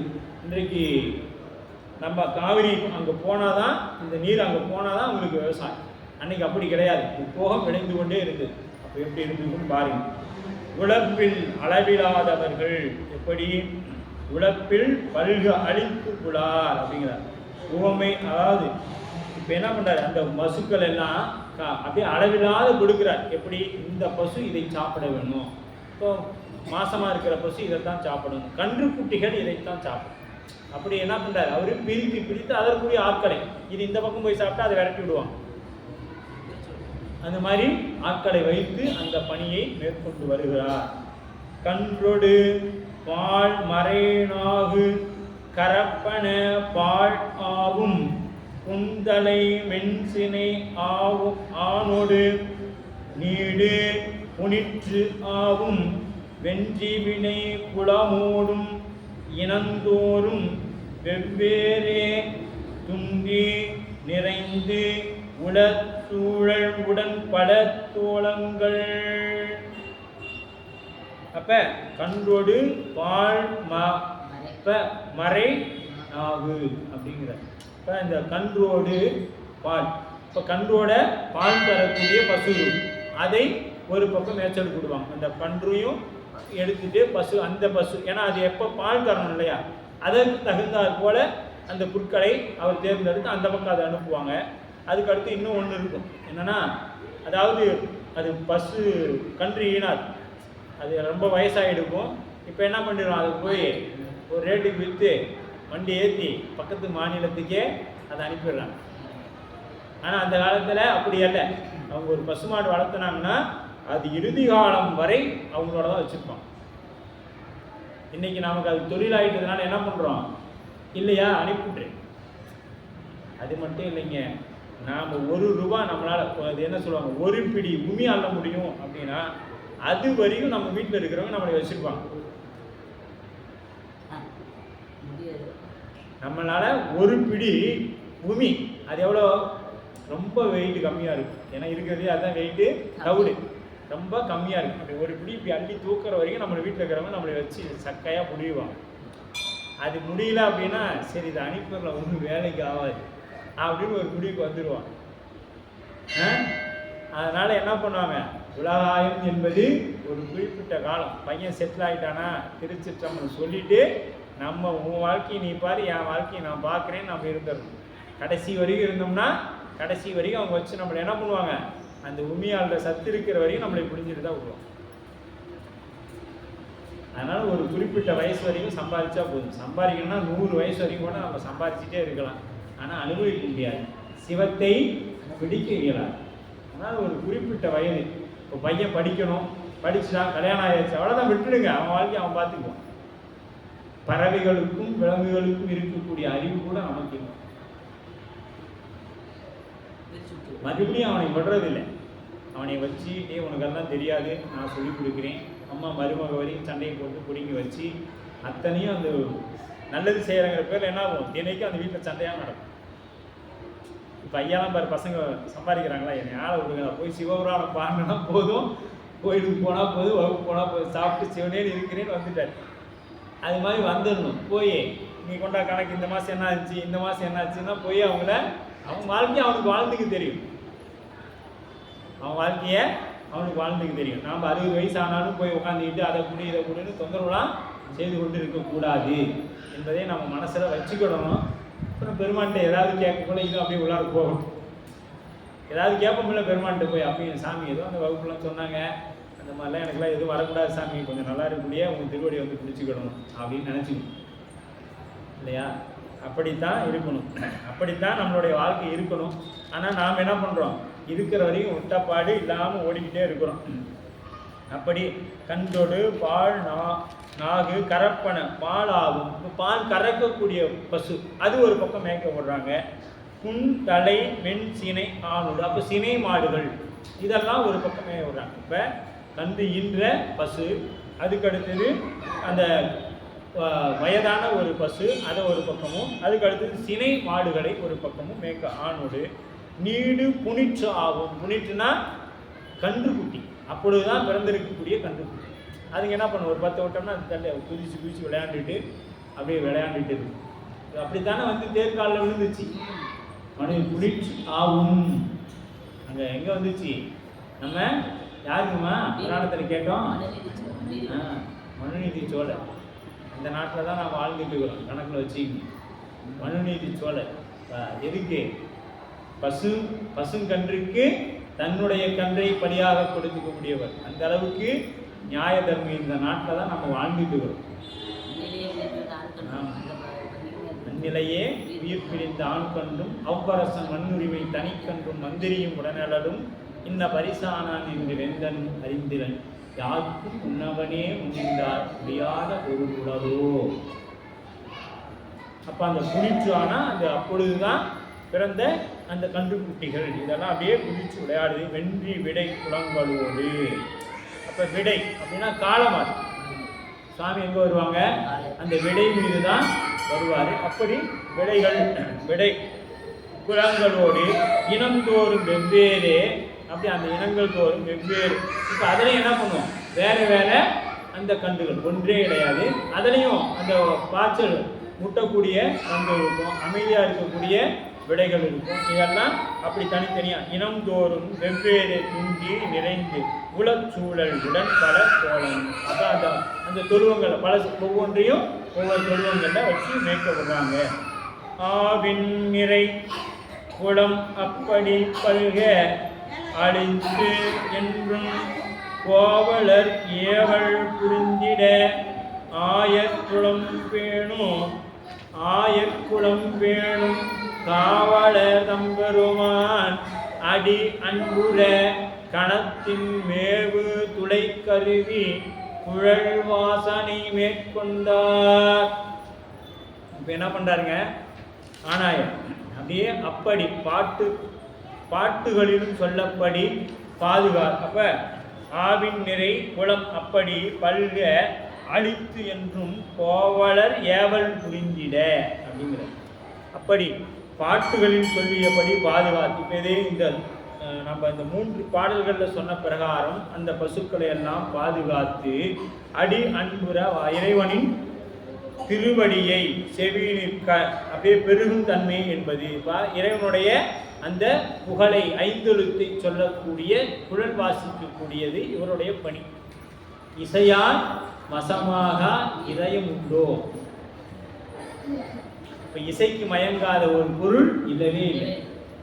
ஏன்னா நம்ம பெருமானே அதுக்கு தான் மயங்கினார். எதுக்கு மயங்கினாரு, ராவணன் சிறந்த சிவபக்தர். அவர் என்ன பண்றாருங்க, சுவாமியை அளவுக்கு அதிகமான அன்பு ஏற்பட்டுருச்சு. அதனால என்ன பண்ணாரு, சாமியை தூக்கிட்டு நம்ம ஊருக்கு போயிடலாம். அவருக்கு பார்த்தீங்க எவ்வளோ பெரிய அன்பு சுவாமிங்க. கைலாயத்தை என்ன பண்ணா இறங்கி கொண்டு போயிடலாம் அவரு முடிவு பண்ணார். அது சுவாமி முடிவு பண்ணல. அப்போ என்ன பண்ணார், கைலாயத்தை பெயர்த்து எடுத்துட்டாருங்க. எவ்வளவு வலிமை பொருந்தியவனாக இருக்கவன், எவ்வளவு வலிமை பொருந்தியவனாக இருந்திருக்கவன். அப்படியே அந்த கைலாயத்தை என்ன பண்றாருங்க, பெயர்த்து எடுத்துட்டார். எடுத்துட்டு தூக்க போகல நம்ம பெருமான் அப்படி ஒரு விரலை வச்சு ஒரு அழுத்து அழுத்திட்டார். ஏன்னா நான் இருக்கிறதே இங்கே தான், இங்கேருந்து போயிட்டா நான் எப்படி நாட்டை பாதுகாக்கிறது அப்படின்னு. ஒரு வேளை ராவணன் தூக்கிட்டு போயிருந்தா நம்ம எல்லாம் இங்கே தாங்க போகணும், இல்லை. அப்போதான் வாகீசராக இருந்தக்கூடிய நம்ம நாவுக்கரசர் பெருந்தகை, சுவாமிக்கு சாமகானம் பிடிக்கும், நீ அதை வாசி. ஏன்னா ராவணன் அவனுக்கு வீணை வாசிக்கிறது அவனுக்கு நிகர் உலகத்தில் யாருமே கிடையாது. அவனை போல வீணை வாசிக்க ஆள் கிடையாது. அப்படி இருக்கக்கூடிய அவர் சாமி சொல்றாங்க, வாகீச பெருமான் சொல்றாரு, அவருக்கு சாமகான வாசி அவர் விட்டுருவாரு அப்படின்னு சொல்றாரு. அதன் பிறகு தன்னுடைய ஒரு தலையையும் கையையும் பிச்சு எடுத்து அந்த நரம்புகளை எல்லாம் சேர்த்து சாமகானம் வாசிக்கிறாங்க. இறைவன் அந்த இசையில் மயங்கி அப்படியே விட்டுட்டார். அப்பொழுதுதான் ராவணன் தப்பித்தோம்னு வெளியே வரார். சரிங்களா? அப்படிப்பட்ட இசைக்கு மயங்கக்கூடிய இறைவனே இசைக்கு மயங்குகிறான் என்றால் இவ்வுலகத்தில் இசைக்கு மயங்காத பொருள் உலகோ இல்லையே. எல்லா உயிர்களும் இசைக்கு மயங்கும். நமக்கு ரொம்ப இப்ப இந்த துறைக்கு வந்த பிறகு விட்டுருங்க, அதற்கு முன்னாடி என்ன ஆகும், அப்படியே ஒரு சுவாகமான சூழல் வந்துருச்சுன்னா அந்த சிவாஜி எம்ஜிஆர் பாடலாம் இருக்கணும், டிஎம்எஸ் பாடணும். அதெல்லாம் அப்படியே போட்டு வீட்டில் ஏண்டா ஆச்சு நல்லா தாண்டா இருந்தேன் இந்த பாட்டெல்லாம் போட்டு கேட்குறேன். ஏன்னா ஐயா சிரிக்கிறாங்க, ஐயா அந்த மாதிரி பாட்டு கேட்டு வந்தவங்க எங்கேயும் அப்படிதானே. அந்த மாதிரி ஒரு மனசுக்கு ஒரு மாதிரி ஒரு நல்ல சந்தோஷமா இருந்தால் அதுக்கு ஒரு 2 குதூகலமான பாடல்களை எல்லாம் போட்டு கேட்டுட்டு அப்படியே வருவோம். இப்போ நமக்கு எதுவானாலும் என்ன வேணும், தேவாரமும் திருவாசகமும் தான் வரணும். அந்த இசை எதில் வரணும், தேவாரத்திலையும் திருவாசகத்திலையும் தான் வரணுமே ஒழிய நாம் சொன்ன மாதிரி அங்கிட்டு போயிடக்கூடாது. அதனால அந்த மாதிரி இப்போ இன்னைக்கு நமக்கு வரணும்னா என்ன பண்ணணும், நமக்கு ரொம்ப சிரமமாக இருக்குது மனசுக்கு. சரி சிவபுராணமே தினைக்கும் பாடுறோம், அதையுமே போட்டு கேட்போம் அப்படின்னு இருக்கும். இடரினும் தளரினும் எனது நோய் தொடரினும் உணகல் தொழுதொழுவேன் கடல் தனில் அமுதோடு கடந்த நெஞ்சை மிடரினில் அடக்கிய வேதியனே இதுவோ எவன் ஆளுமாறி ஈவதொன்றவை. நமக்கு சுந்தரர் சொல்லிட்டு போயிட்டாரு. மனசு வலிக்குதா போய் அவரை திட்டு, கேட்டது நடக்கலையா அவரை போய் 4 போட்டு தள்ளு, அப்போதான் அவர் வந்து கேட்பார். வெண்பாக்கத்தில் கேட்பாரு சென்னையில், இது உள்ளீரா உள்ளம் போகி அப்படிம்பாரு. நீ உள்ளாரே வராத இருக்கிற போ அப்படின்னு ஒரு அங்கேருந்து என்ன அவர் கையில் வச்சுக்கிறதா குச்சி மட்டும் வெளியில் வந்து உள்ளம் போய் அப்படின்ட்டு. அப்போ அந்த மாதிரி வாழ்ந்து போகுது இதே சாமி. மீரா அடிமையில் என்ன சொல்றாரு, மீரா அடிமை உமக்கி ஆளா பிறரை வேண்டாது வாழ்ந்து போதீரே. சாமி எனக்கு 2 கண்ணும் போயிடுச்சு, நீ 3 கண்ணோட நல்லா இருக்கு அப்படின்னா இது எப்படி சொல்லுவோம். ஒருத்தர் நம்மள்கிட்ட ஒருத்தர் 10,000 ரூபாய் பணம் வாங்கிட்டான், அவன்கிட்ட வசதியா இருக்கிறான், தரமாட்டுக்கிறான், என்ன சொல்லுவோம், நல்லா தான் நீ அப்படிதான். அது என்ன நல்லா இருக்குன்னு அர்த்தமா? அது மாதிரிதான் சுந்தரர் சுவாமி சொல்றாரு, வாழ்ந்து போதீரே. இங்க நம்ம திருமுருகன் போட்டியில என்ன பண்ண, எதுக்கு இங்க இருந்தீர் எம்பீரா நீ இருக்கிறியா, அப்புறம் நீ எதுக்கு இருக்கிறீங்க, திருடா வந்து எல்லாம் தேடிட்டு போயிட்டான், நீ எதுக்கு இங்க இருக்கிற. இந்த மாதிரி திட்டு வாங்க இருக்குனே, பெருமான்கிட்ட பேச்சு வாங்க இருக்குனே சுந்தரர்கிட்ட சாமி இதெல்லாம் பண்ணாருங்க. சும்மாலாம் பண்ணல, என்னடா நம்மள எதுவுமே பேச மாட்டேங்கிறான். அப்படி ஒரு நட்பு இறைவனுக்கும் சுந்தரமூர்த்தி பெருமானுக்கும், அப்படி ஒரு நட்பு. நம்மள இவன் எதுவுமே பேசவே மாட்டேங்கிறானே, அப்போ இவன்கிட்ட திட்டு வாங்கணும். அப்போ என்ன பண்ணும், அவனுக்கு ஏதாவது இழந்தூர் பண்ணாதான் அவன்கிட்ட நம்மளால திட்டு வாங்க முடியும். அதுதாங்க நட்பு. இடிப்பாறை இல்லாமல் கெடுப்பார் இன்றி கெடுவான். அதாவது ஒரு ஒரு மன்னன் இருந்தால் கீழே இருக்கிற அந்த மந்திரி என்ன பண்ணுமா, மன்னன் தப்பு பண்ண கூட சொல்லணும், நீ பண்ணுறது தப்பு அப்படின்னு. இன்னைக்கு சொன்னாக்கா அந்த மந்திரி சீட்டு காலி ஆகிடும். இன்னைக்கு மன்னன்கிட்ட போய் நீ பண்ணுறது தப்பு, அவ்வளோதான், சீட்டை கிளி, அடுத்த நாள் காலையில் வேற அந்த போஸ்டிங் ஆளு. சரிங்களா? அப்படிதான் இன்றைய அரசாட்சிகள் இருக்குது. அந்த மாதிரி சுந்தரர் எப்பொழுதும் இவர்கிட்ட வஞ்சிக்கிட்டே இருக்கணும். போட்டு தள்ளனா தான் அவருக்கு திருப்தி, இவர்கிட்ட 2 திட்டு வாங்கினா அவருக்கு ஒரு திருப்தி, இல்லைன்னா திருப்தி கிடைக்காது. அந்த நட்பு அந்த மாதிரி நட்பு. அப்படி இருக்குது.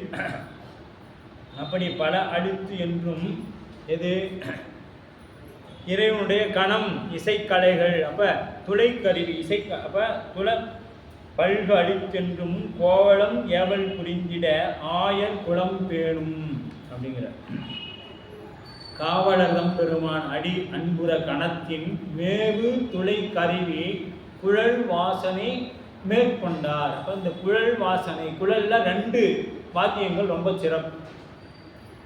ஒன்று நாதஸ்வரம், இன்னொன்று புல்லாங்குழல். இந்த நாதஸ்வரத்துக்கு ராசவாத்தியம்னு பேர். அது அவ்வளவு எளிமையாக வாசிக்கிட முடியாது. இந்த நாதஸ்வரம் என்பது ராசவாத்தியம்னு பேர். அவ்வளோ அற்புதமான இசைக்கருவியாக இந்த நாதஸ்வரம் இருக்கும். அதற்கு அடுத்தாற்போல் மென்மையான இசையை கொடுக்கக்கூடியது புல்லாங்குழல். அதில் எத்தனை துளைகள் இருக்குது, எப்படியெல்லாம் இருக்கிறது என்பது பின்னாடி நம்ம பாடல்களில் பார்ப்போம். அப்படி பெருகும் தன் எது துளைக்கருவி, துளைகளின் வழியாக இசையை ஓசையை வெளிப்படுத்துதல் துளைக்கருவி எனப்படும். துளைகள் வழியாக அந்த மூங்கில்ல துளைகள் விட்டு வரக்கூடிய கருவி துளைக்கருவி. குழல் இசையினுடைய துளைகள் மேவிய கருவி குழல் கருவி எனப்படும். குழல் வாசனை, குழல் வாசித்தலை இங்கு வாசனை என்று சொல்லப்படுகிறது. குழல் கருவியை வாசித்தலை இங்கு வாசனை மேற்கொண்டார் அப்படின்னா வாசித்தல் என்பது பொருள்.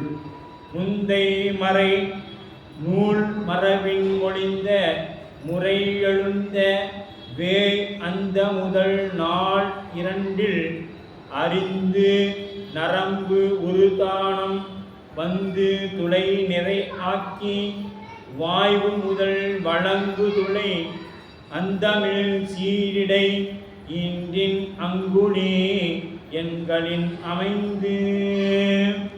இப்போ அடுத்து என்ன பண்ணாரு, முந்தை இதுக்கு ஒரு வேத மறைகள்லாம் சொல்லப்படுது. வேதத்தில் ஒவ்வொரு கருவிகளும் எப்படி இருக்க வேண்டும் அப்படின்னு சொல்லுது. இப்போ பறை மேளம்னா இப்படி தான் இருக்கணும், முரசுனா இப்படி தான் இருக்கணும், தவுள்னா இப்படி தான் இருக்கணும், இத்தனை அங்குலத்தில் இப்படியெல்லாம் இருக்கணும் அந்த தட்டுகள் எல்லாம்.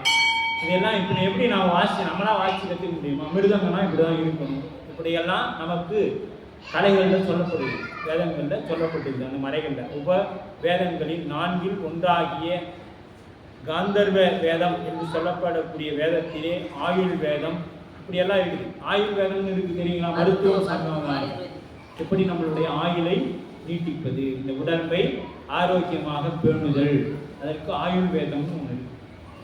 அது மாதிரி ஒவ்வொன்றுக்கும் ஒவ்வொன்று இருக்குது. அதில் இந்த குழல் இந்த இசைகள் எல்லாம் எப்படி வாசிப்பது என்றெல்லாம் சொல்லப்பட்டிருக்கிறது. அந்த மறைமொழி மரபின் ஒரு ஒரு முறை எழுத்து வேய. அப்படி வேதத்தில் விதித்த இலக்கணப்படி எழுத்து வளர்த்த மூங்கில். அந்த மூங்கில் இப்போ வேதத்தில் இந்த மூங்கில் எப்படி இருக்கணும், இப்போ திருநீர் எப்படி தயாரிக்கணும்னு நமக்கு இருக்குது தெரியுங்களா? நம்ம சாதாரண இந்த கடையில் இருக்கிற திருநீரை வாங்கி நம்ம பூசிக்கிறோம். ஆனால் சுத்தமான பசுஞ்சாண திருநீர் எப்படி செய்யணுங்கிற ஒரு முறை உண்டு. இவ்வளோ சாணத்தை எடுத்து அதில் கோமியங்கள் பஞ்சகவியம்லாம் எவ்வளோ கலந்து இன்ன காலத்தில் இன்ன நட்சத்திரத்தில் இப்படித்தான் வாழை இலையில பிடிக்கணும்னு சொல்லி சாணத்தை கீழே நிலத்தில் படாமல் வாழை இலையில பிடித்து அந்த சாணத்தை இன்னும் இப்படியெல்லாம் உருண்டை பிடிச்சி அதை இப்படி வச்சு இன்ன காலத்தில் அது வைக்கணும் உலையில அப்படிங்கிறதெல்லாம் கணக்கு இருக்குது. அதன் பிறகு செஞ்சோம்னா இன்னும் எங்கேயோ போடும். இதெல்லாம் சொன்னோம்னா எனக்கு திருநீர் வேண்டாம், சிவமும் வேண்டாம், நீ ஆளை விடுற சாமி எனக்கு அப்படின்ட்டு போயிடும். ஏன்னா நமக்கு இன்னைக்கு இருக்கக்கூடிய வாழ்க்கை எப்படிப்பட்டது? இயந்திர வாழ்க்கை. ஓடிக்கொண்டே இருக்கணும் வேக வேகமாக. எவ்வளவு வேகம் நம்மளால் ஓட முடியுமோ அவ்வளவு வேகம் பணத்தை தேடி ஓடணும். ஓடி முடிச்சு திரும்பி பார்த்தோம்னா சிவமும் இருக்காது, நாமளும் இருக்க மாட்டோம். சிவம் நம்ம எங்கேயோ இருப்பார். காண்டற்கு அரியாணி அப்புறம் தேவர்கள் மாதிரி நாமளும் எங்கேயோ பெருமான் இருக்கிறான்னு சொன்னாங்க, காணம்பா அப்படின்னு நாம் சொல்லிட்டு போயிடுவோம். அப்படி இங்கே என்ன பண்ணுறாரு, முந்தை அந்த வேத உபநிஷங்களில் சொல்லியபடி ஒரு பெரிய மரத்தை வெட்டி அதனின் நீளத்திலே 6 அப்படியே அந்த ஒரு 6 அங்குலம் ஒரு குறிப்பிட்ட அளவு அதை எடுத்து வெட்டி நல்ல ஒரு மூங்கிலாக பார்த்து அதில் என்ன பண்ணுவாங்க, துளைகள் எத்தனை இருக்கும், ஒரு ஆண்டு சென்ற பின் என்ன பண்ணுவோம், செய்கை புரிய ஒரு ஆண்டு வெட்டி வச்சு 1 வருஷம் ஆகணும். அந்த மூங்கிலை வெட்டி வச்சு 1 வருஷம் ஆகணும். அந்த 1 வருஷம் ஆன பிறகு இது நிழல்லையே உணர்த்தணும், வெயிலில் கொண்டு வச்சிடக்கூடாது. நிழல்லையே உணர்த்தணுமா? அப்படி உணர்த்தி ஒரு ஆண்டுக்கு பின் இவ்விலக்கண வகைகளில் எப்படி மூங்கில் அப்படி எத்தனை 8 துளைகள் இருக்கும். மொத்தம் 7 துளைகள் கை வைத்து அடைப்பது போன்றும் ஒரு துளை வாய் வைத்து ஊதுவதற்காக மொத்தம் 8 துளைகள் இடப்பட்டிருக்கும். அது மூங்கிலில் மட்டும் இருக்காதுங்க. புல்லாங்குழல், மூங்கில், சந்தனம், செங்காலி, கருங்காலி, வெங்கலம், இப்படி இந்த மரங்களை எல்லாம் வெங்கலம் வரைக்கும் இருக்கும். அந்த குழல் வாக்கியம் என்று சொல்லப்படக்கூடிய குழல் கருவி. இது சிறு வாக்கியம் என்று பெயர். இதுக்கு சிறு வாக்கிய கருவி. அப்போ பெரு வாக்கியங்கிறது நாதஸ்வரம். பெரு வாக்கியம் என்பது நாதஸ்வரம். இது சிறு வாக்கியம் என்று பெயர். இந்த கருவி சிறு வாக்கிய கருவி என்று பெயர். இது அப்படியே எது வெங்கலத்தில் செய்யலாம், சந்தனத்தில் செய்யலாம், கருங்காலியிலும் செய்யலாம், செங்காலியிலும் செய்யலாம். இதை பூரா இன்னைக்கு என்ன ஆயிடுச்சு, கருங்காலி செங்காலியெல்லாம் போட்டிங்கன்னா ருத்ராட்ச மாலை போட்டுருக்குறோம், கூடவே என்ன பண்ணுறாங்க, கருங்காலியும் போட்டுக்கிறாங்க. அப்போ கருங்காலி சிவபெருமானிலிருந்து வந்தக்கூடிய ருத்ராட்ச மாலையை விட கருங்காலி மாலை பெரியதா?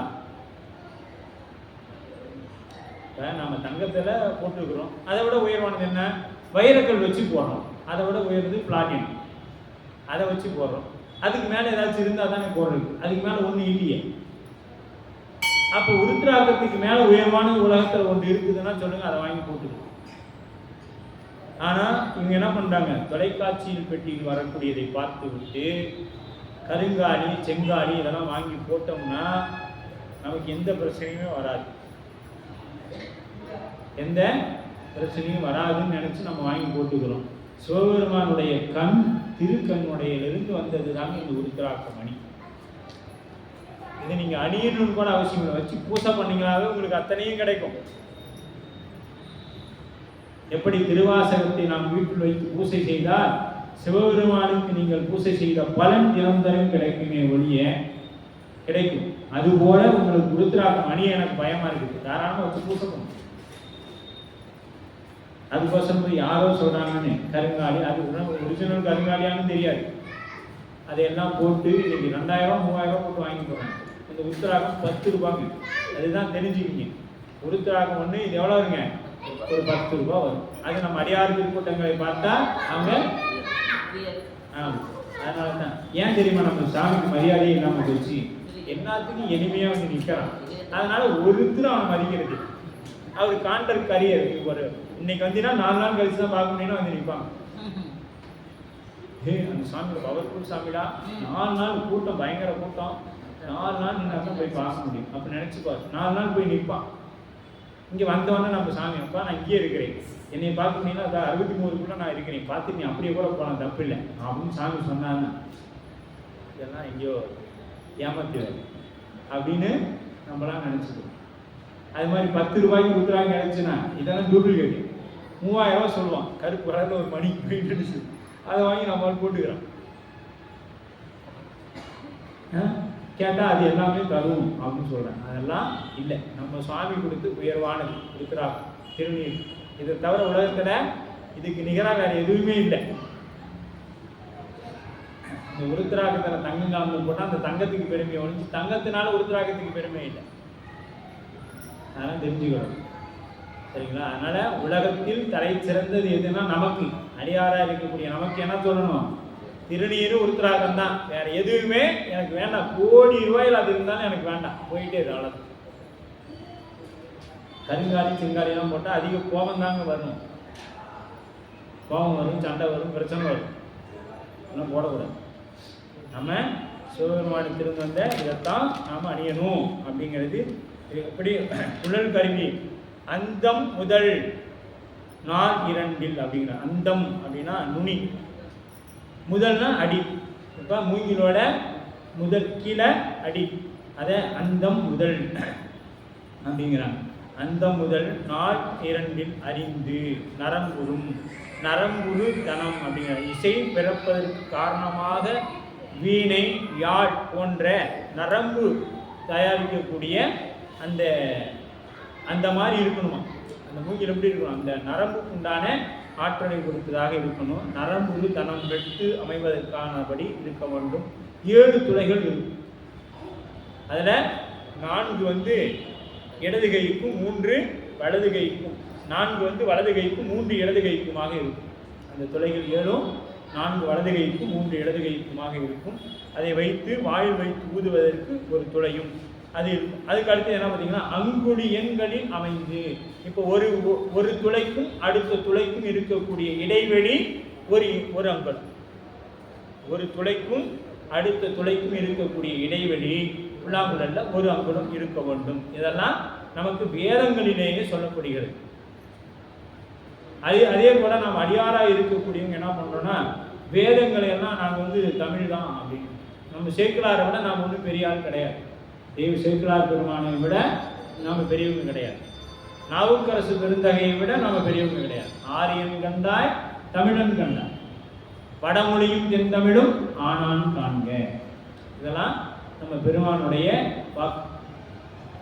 அதனால் சேக்கிழார் பெருமான் எந்த இடத்திலும் வேதங்களையோ ஆகமங்களையோ குறைத்து பேசி இருக்க மாட்டார். அப்ப நாம தெய்வ சேக்கிழார் பெருமான் வழியில் நிற்கக்கூடிய நாம எப்படி நிற்கணும்? அவர் என்ன சொன்னாலும் அதை கேட்டு நிற்கணும். அதை விட்டு நாம பெருசா நம்ம எதையும் சிந்திச்சிடக்கூடாது. அது நமக்கு வினையை கூட்டிவிடும். எடுத்த குழல் கருவியில் எம்பிரான் எழுத்து அஞ்சும் தொடுத்த முறையே ஏழிசையின் சுருதி பெற வாசித்து தடுத்தசர அசரங்களெல்லாம் தங்க வரும் தங்கருணை அடுத்த இசை அமுதளித்து செல்கின்றார் ஆங்கு ஒரு நாள். இப்ப இந்த நம்ம புராணம் படித்து வருகின்றோம். அந்த ஆங்கு ஒரு நாள், அந்த ஒரு நாள் அப்படின்னா என்ன அர்த்தம்? அந்த நாள் சிவபெருமான் எழுந்தருள் செய்யக்கூடிய இடம். அப்படி இவர் எப்படி இந்த பசுக்களை எல்லாம் மேய்ச்சிக்கிட்டு வராது. மேய்ச்சி வர நாள்ல எடுத்த குழல் எப்படி வேத ஆகமத்தில் சொல்லப்பட்ட பிரகாரம் எடுத்த அந்த புல்லாங்குழல், அந்த ஆகம வேதத்தில் என்ன சொல்லப்பட்டிருக்குதோ அதன்படி அமைத்த அந்த புல்லாங்குழலில் என்ன செய்தார்? நம்ம போய் சினிமா பாட்டுலாம் வாசிக்கலைங்க. ஓதிய எழுத்தாமஞ்சும் ஆன சொல் மாலை ஓதும் அடியார்கள் வாணி. அந்த ஐந்தெழுத்தை பற்றி அவர் அப்படியே ஐந்தெழுத்தை வாசிக்கலாம். எப்படி 7 ஸ்வரங்களிலும் வாசிக்கிறார். நம சிவாய, சிவாய நம, சிவய சிவ, இப்படி எப்படி வேணாலும் சிவ சிவ, இப்படி எப்படி வேண்டுமானாலும் அதே ஐந்தெழுத்து. ஐந்தெழுத்துங்கிறது நம சிவாய மட்டும் இல்லைங்க. சிவாய நம என்பதும் ஐந்தெழுத்து, சிவ சிவ என்பதும் ஐந்தெழுத்து, சிவ என்பதும் ஐந்தெழுத்து, சி அப்படிங்கிறதும் ஐந்தெழுத்து. சி அப்படின்னாலும் ஐந்தெழுத்து தான். அதற்கு பேர் முக்தி பஞ்சாட்சரம், நாயோட்டு மந்திரம்னு பேர். இது நாம் சைவ சித்தாந்தத்தில் உண்மை விளக்கம் நூல்ல மிக விரிவாக பார்ப்போம். சி அப்படிங்கிறது முக்தி பஞ்சாட்சரம். இப்ப நமக்கு எடுக்க உடனே தந்துடுவாரான்னா இல்லை. அதுக்கு தான் மாணிக்க வாசகர் என்ன பண்றாரு? நமச்சிவாய வாழ்க. அப்படியே போகுது. ஒரு 18-20 பதியம் போன பின்னாடி தான் சொல்றாரு, நானேயோ தவம் செய்தேன் சிவாய நம என பெற்றேன், தேனாய் என் அமுதமுமாய் திட்டிக்கும் சிவபெருமான் தானே வந்து எனது உள்ளம் புகுந்து அடியேற்கு அருள் செய்தான். எதுக்கு அருள் செய்தான்? ஊனாரும் உயிர் வாழ்க்கை வெறுத்தன்றே ஒதுக்கி. எதுக்கு அருள் செய்தான்? இதெல்லாம் வெறுத்து போறதுக்காக அருள் செய்தான். நாம சாமி அருள் செய்யணும்னா என்ன நினைக்கிறோம்? நிறைய கொட்டணும்னு நினைக்கிறோம் இல்லையா? அப்படியெல்லாம் இல்லை. அப்ப மாணிக்க வாசக பெருந்தகைக்கே சாமி ஐந்தெழுத்தை நமசிவாயத்தை பலகால் சொன்ன பிறகுதான் சிவாய நம நானேயோ தவம் செய்தேன் சிவாய நம என சேனாய் அமுதமுமாய் பெற்றேன்னா என்ன அர்த்தம்? கொடுத்தாருன்னு அர்த்தம். கொடுத்தான், நம்மளா இது பண்ணிக்க முடியாது. அப்ப சமய தீக்கை எடுக்கும் பொழுது நமக்கு ஐந்தெழுத்தாக நமச்சிவாயம் சொல்லப்படும். அதை ஒரு ஆண்டு காலம் குறைஞ்சபட்சம் சொல்லி வந்தோம்னா அடுத்தது சிவபூசை என்று ஒரு பெருமான் அருள் செய்யும் செஞ்சார்னா சிவாய நம என கிடைக்கும். இப்பதான் இந்த 1 வருட காலம் நாங்க 2004 படிக்கும் பொழுதெல்லாம் 12 ஆண்டு காலம் ஆகும் சமயம் எடுத்து அடுத்து சிவபூசை பண்ணணும்.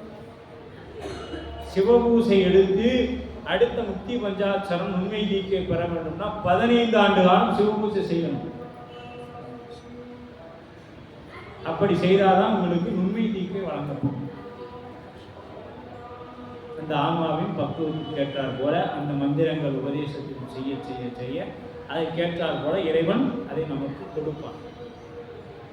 அப்ப எவ்வளவு காலம் நம்ம சொல்லணும், இந்த 5 எழுத்தை எப்படி உருக்கமாக மனம் உருகி சொல்லணும். நம சிவாய வாழ்க சொல்லும் பொழுதே கண்ணில் தண்ணி வந்துடும்.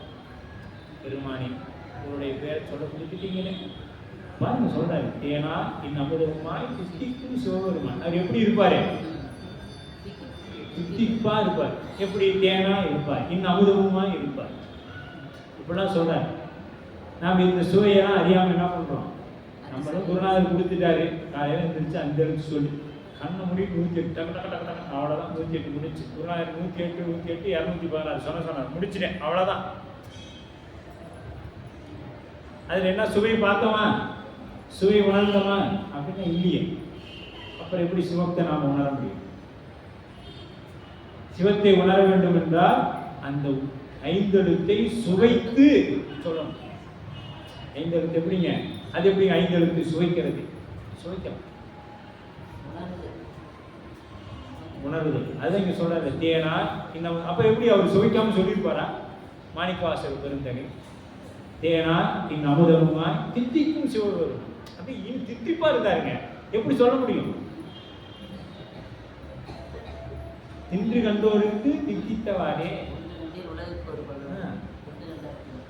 நமசிவாயங்கிற படம் எப்படி தின்னு பார்த்தீங்கன்னா அவ்வளோ சுவையா இருக்கு. தின்று கண்டோருக்கு தித்தித்தவாறே. நாம திங்காதே அந்த பழம் கசக்குதுன்னு சொல்லிட்டே இருக்க வேண்டியதான். அப்படி வாயு வழியாக சில துளைகள் காற்றுடன் ஒரு துளையும் இன்ன வேறு அப்படியே ஒவ்வொரு அங்கலமா வைத்து அதை அப்படியே வாசிக்கும் பொழுது அவ்வளவு இனிமையாக அந்த புற்களை எல்லாம். இன்றைக்கும் கருவிகளை வாசித்து புல் வளர்க்குறாங்க. இன்னைக்கும் வெளிநாட்டில் அது ஒரு ஆய்வு போயிட்டு இருக்குது. நாம அந்த காலத்தில் சொல்லுவாங்க தெரியுங்களா, மாடியே பழத்தை பழுக்க வச்சுடலாம். இது விளையாட்டா சொல்லக்கூடிய வார்த்தைகள், ஆனா இதெல்லாம் உண்மை. பாடலாம், பண்ணுக்கு அவ்வளோ வலிமை உண்டு. சரியான பண்ணல சரியான அந்த இசைக்கருவிகளை கொண்டு பாடினேன்னா மழை வான வரும், இல்லைன்னா நிற்கும். ஒன்று நம்ம அல்லாதவர்கள் சாதாரணமாக இல்லை. ஏன் சுந்தரமூர்த்தி பெருமானே வறண்ட நிலத்தையே ஆண்பனையை பெண்பனை ஆக்கி இருக்கிறாங்க, பெண்பனையை ஆண்பனை ஆக்கி இருக்கிறாங்க. எப்படி இதெல்லாம் நடக்கும் சாத்தியம் அப்படின்னா அவங்க அந்த பண்ணோட பாடினார்கள். அந்த பண் அந்த காரியத்தை செய்தது. தமிழ் பண் இது ரெண்டும் சேர்ந்தது என்ன பண்ணுறது? ரெண்டும் இப்போ கரும்போடு கறந்தபால் கண்ணலோடு நெய் கலந்தார் போலங்கிற மாதிரி தமிழும் இந்த இசைகளும் பண்ணும் அந்த உரிய எல்லாம் சேர்ந்த பிறகு அந்த பாடக்கூடிய உருக்கம் அன்பு எல்லாம் கலந்து அதை அப்படியே செய்யும். அந்த நிலை என்ன பண்ணணும்? நாம அனுபவிக்கணும். நமக்கெல்லாம் இப்போ அந்த அளவுக்கு தவம் இருக்குதாங்கிறது தெரியும் இல்லையா? அப்படி இந்த கருவிகளை எல்லாம் வாசித்து வராங்க. இதெல்லாம் உண்மைங்க. இன்னைக்கும் புற்களை அந்த புல் வந்து ரொம்ப மெல்லிதான், ரொம்ப ஒரு இந்த மாதிரி வளர்ந்த புற்கள் வந்து ரொம்ப சாஃப்டா இருக்கிறதா விஞ்ஞானம் சொல்லுது. இசையினால் அந்த மெல்லிய இசைகளால் வளர்க்கக்கூடிய அந்த புற்கள் அப்படியே ரொம்ப மென்மையானதா இருக்குது அப்படின்னு சொல்லுவோம். இப்போ நாம் சாப்பிடக்கூடிய உணவுகளும் அது செய்யக்கூடிய நிலை எப்படி இருக்குது? இதுதாங்க. ஏன் இப்போ நாம் இவர்கிட்ட கொண்டு வந்து கொடுத்தோம்னா ஒரு பூவுக்கு தண்ணி தெளித்து ஒரு தேங்காய் பழம் தண்ணி தெளித்து படைக்கிறாங்க. ஏன் கோவப்படுறோம்? ஏன் சாமி நான் கொண்டு வந்தால் பண்ணுறேன்? அது வந்து உங்களோட மனோநிலை அதில் இருக்கும். உணர்வுகளும் மனோநிலைகளும் நீங்கள் பேசக்கூடிய வார்த்தைகளும் அதில் இருக்கும். அதை முதல்ல தூய்மை செய்யணும். இறைவனிடத்தில் போகணும்னா என்ன வேணும்? தூய்மை மிக மிக அவசியம். உள்ள தூய்மை, உடல் தூய்மை, வாக்கு தூய்மை, இதெல்லாம் வேணும். அப்படி அதை என்ன பண்றாங்க? தூய்மை செய்யும் முகத்தானாக அந்த இசை அதெல்லாம் செய்யும்.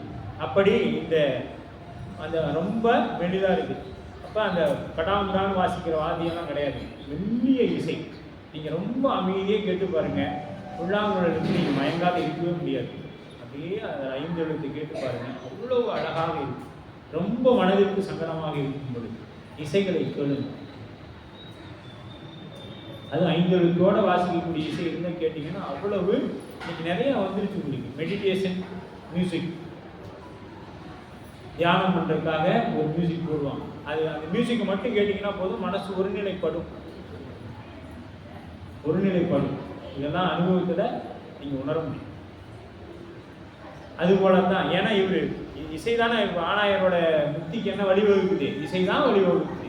அப்போ 5 எழுத்தை எப்படி அவர் அந்த சுவையோடு சொல்லியிருப்பார் என்பதை நாம் சற்று சிந்திக்கணும். அப்ப அந்த ஒரு நாள் எடுத்த குழல் கருவியின் எம்பிரான் எடுத்து அஞ்சும். எடுத்த குழலின் கருவி இது வேதத்தின் பிரகாரம் எடுத்த விரலிழைத்த அந்த விரல் துளைகள், அந்த ஊது துளைகளும் அளவு, அப்படி என்ன அளவு சொல்லப்பட்டதோ அதற்கேற்றார் போல அந்த நின்ற வாக்கியம். அப்படிங்கிற வாக்கியம்னா புல்லாங்குழல். குழல் யாவும் மிகச் சிறந்த இசைக்கருவி புல்லாங்குழல். அதனாலதான் குழல் இனிது யாழ் இனிது என்பர் மலரை சொல் கேளா. அந்த குழல் வாசித்தல் எப்படி இருக்குமா? குழந்தைகளோட அந்த பேச்சு போல இருக்கு. இந்த குழந்தை பேசும் பார்த்தீங்களா, அது தமிழா இங்கிலீஷா கன்னடமா எந்த மொழியிலே தெரியாது, ஒரு மொழியில பேசும். அந்த பேச்சை புரிந்து கொள்ளக்கூடிய ஆற்றல் அந்த அன்னைக்கு மட்டும்தான்.